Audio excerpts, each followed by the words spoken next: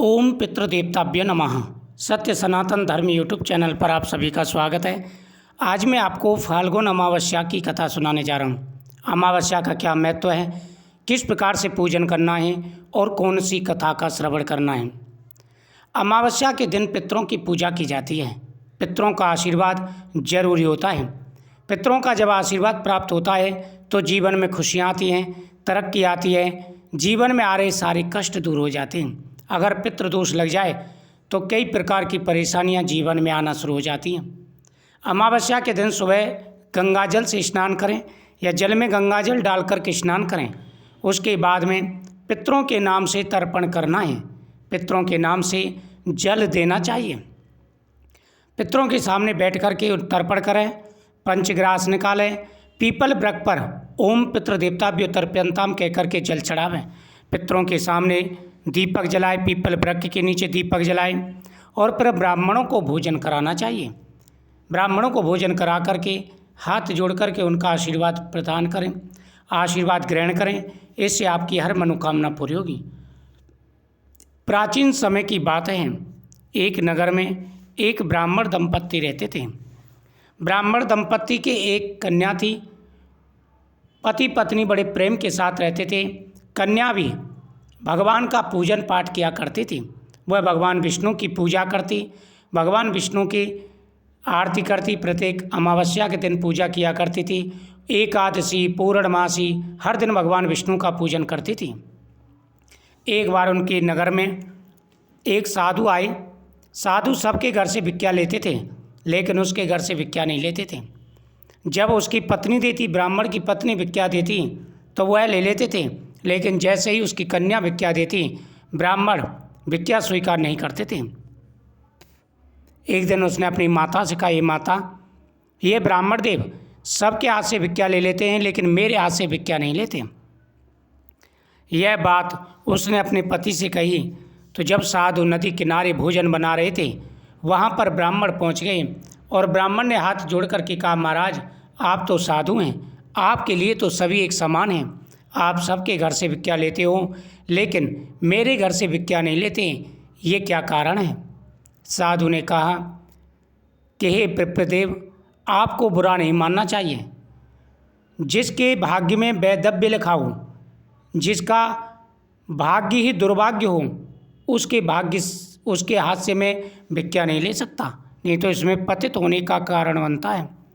तुम्हारी जो पुत्री है सर्वगुण संपन्न है, लेकिन उसमें एक ही दोष है कि जैसे ही उसके फेरे पड़ेंगे वह विधवा हो जाएगी। यह सुनकर के ब्राह्मण तो घबरा गए, क्योंकि ये तो सबसे बड़ा दुख है। ब्राह्मण ने साधु से कहा कि हे ऋषिवर, कृपया करके कोई ऐसा उपाय बताइए जिससे मेरी पुत्री का ये कष्ट दूर हो। उन्होंने कहा कि हे विप्रदेव, मैं तुम्हें उपाय बताता हूँ, ध्यान से सुनो। देखो, सबसे पहले तो तुम्हारी कन्या को प्रत्येक अमावस्या का व्रत रखना होगा। प्रत्येक अमावस्या का व्रत प्रारंभ कर दें। दूसरा, इसको सोना धोबिन का आशीर्वाद प्राप्त होना चाहिए। अगर यह सोना धोबिन का आशीर्वाद प्राप्त कर लेती है तो इसे अवश्य ही आशीर्वाद प्राप्त होगा और इसकी मनोकामना पूरी होगी। जो भी अड़चनें जीवन में आ रही हैं, सारी अड़चनें दूर हो जाएंगी। ब्राह्मण ने हाथ जोड़ कर के कहा कि हे ऋषिवर, कृपा करके ये बताइए कि सोना धोबिन कहाँ मिलेगी। उन्होंने कहा, देखो, यहाँ से समुद्र पार सोना धोबिन रहती है, लेकिन वह किसी के यहाँ आती जाती नहीं है। इस बात का विशेष रूप से ध्यान रखना होगा, तुम्हें उनको मना करके लाना होगा। उसने आकर के सारी बातें अपनी पत्नी को बताई। ब्राह्मण ने कहा, देखो, हमारे पुत्री के भाग्य में दुर्भाग्य लिखा है, इसी वजह से उन्होंने हमारी पुत्री के हाथ से भिक्षा नहीं ली। लेकिन अब तुम्हें एक काम करना होगा, आपको अपनी पुत्री के साथ सोना धोबिन के यहाँ जाना होगा। सोना धोबिन के यहाँ जा कर के उसे मना करके लाना होगा। यदि सोना धोबिन आकर के हमारी पुत्री को आशीर्वाद देती हैं तो हमारी पुत्री के भाग्य में सौभाग्य हो जाएगा, दुर्भाग्य दूर हो जाएगा, लेकिन वह कहीं आती जाती नहीं है। उसने कहा, स्वामी आप चिंता मत करिए, मैं अवश्य ही उनको लेकर के आऊँगी। यह कह कर के दोनों माता और बेटी सोना धोबिन के यहाँ चल देती हैं। वह माँ जा कर के रास्ते में जाती हैं तो एक बहुत घना जंगल पड़ता है। रास्ते में जब उस जंगल में होकर के वह जा रही होती हैं तो वहाँ पर एक पेड़ के नीचे वह आराम करती हैं। ठीक उसी समय पेड़ के नीचे एक सांप आता है जो उस पेड़ पर चढ़ने की कोशिश करता है। उसके ऊपर गिद्ध के बच्चे थे, उनको वह खाने के लिए जाता है तो उनकी जो माँ होती है, ब्राह्मण की जो पत्नी होती है, वह सर्प को मार करके वहीं दबा देती हैं। उसके बाद में जब गिद्ध आते हैं और उनको मारने लग जाते हैं तो उनके पुत्र कहते हैं कि पिताजी इन्होंने तो हमारी रक्षा की है, इनको क्यों मार रहे हो। यह बात सुन कर के वह उनसे कहने लगते हैं कि आप हमसे कुछ भी मांग लीजिए, आपने हमारे बच्चों की रक्षा की है। तो उन्होंने वहाँ पर समुद्र पार जाने की बात कहते हैं तो वह गरुड़ उनको वहाँ पर पहुँचा देते हैं। उसके बाद में वह सोना धोबिन के घर की एक साफ़ सफाई करने लग जाते हैं। सोना धोबिन कहती है कि मेरे घर की साफ़ सफाई कौन कर जाता है।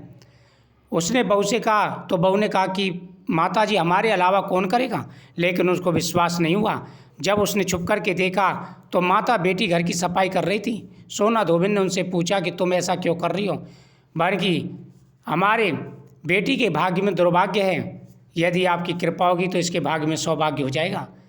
सोना धोबिन ने कहा कि परोपकार करना तो सबसे बड़ा धर्म है, ऐसा करना, इसके जब फेरे हों तो मुझे बता देना, फेरों के टाइम पर मुझे लेवा ले जाना, मैं इसके दुर्भाग्य को सौभाग्य में बदल दूंगी। फेरों का समय आया, सोना धोबिन को बुलाया गया। जैसे फेरे वहाँ पर पड़ रहे थे उसी समय सर्प आकर के उस लड़के को डस जाता है। लेकिन सोना धोबिन अपने अमावस्या व्रत के प्रभाव से और पतिव्रत धर्म से उस लड़के को जीवित कर देती है तथा उसका दुर्भाग्य भी सौभाग्य में बदल देती है। फिर वह उनसे विदा लेकर के अपने घर आती हैं, क्योंकि उसे मालूम हो जाता है कि उसका पति मर चुका है।